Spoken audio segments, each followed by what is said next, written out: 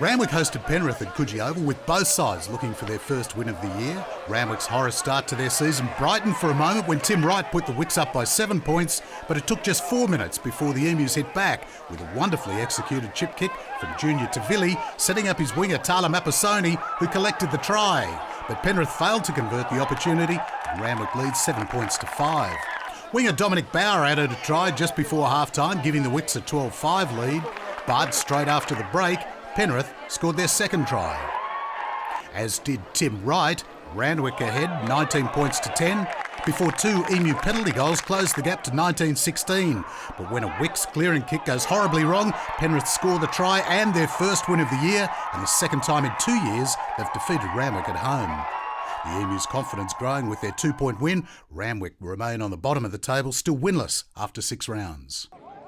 Gordon were always going to fight it hard to face a vastly improved Southern District at Foreshore Park, and they didn't help themselves with a mix-up that led to Rowan Seiferloy's first try. But Gordon stayed in touch with the Rebels, trailing 19-15 at the break. But the floodgates opened after half-time, and even when winger Nicky Price blew a hamstring, he still had enough support for Southern to post their fourth try and a 26-15 lead. As the game wore on, Gordon's defence fell away even further, and the support lines the Rebels were running led to Bracken Karodia Henry setting up Grayson Hart for a try and a 33-15 lead. And the holes in the Highlanders' defence just simply grew wider, with Seiferloy grabbing his second try and Southern District's 8th as they reached the half-century mark. And then in the dying moments of the match, Ben Connolly crossed for his third try of the day and the Rebels' 9th, the full-time bell not arriving soon enough for the Highlanders. A hat-trick of tries to Connolly and a 20-point haul for the 5'8", in a brilliant display of attacking rugby in a game where Gordon was simply outplayed. No side can afford to take Parramatta lightly this year, and certainly not the defending premiers Eastwood, who faced the two Blues at Granville. Mark Frost put Michael McDougall away for the first of his 2 tries, Eastwood leading 18-6 in the second half.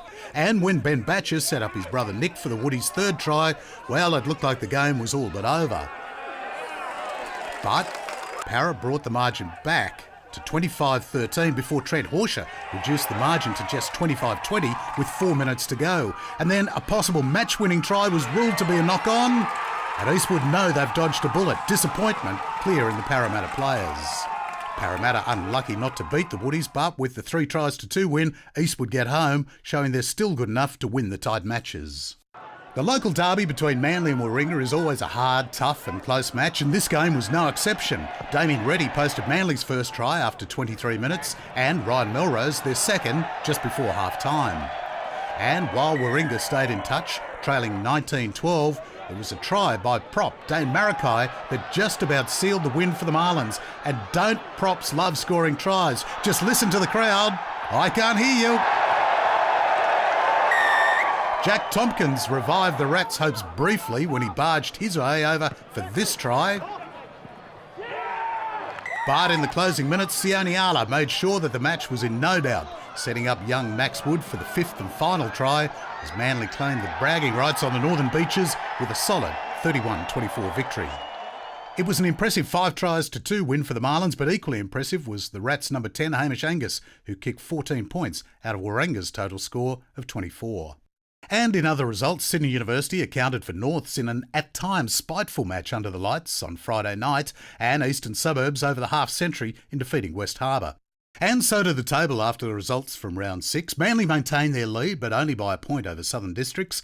Eastern Suburbs slip ahead of Eastwood, with University and Parramatta filling 5th and 6th. But it's a different story when the competition divides into 2 after round 11. Uni and Eastwood would hold the top 2 places, with Easts, Manly, Norths and Southern Districts making up the top 6 teams. Parramatta would move to the bottom half of the draw.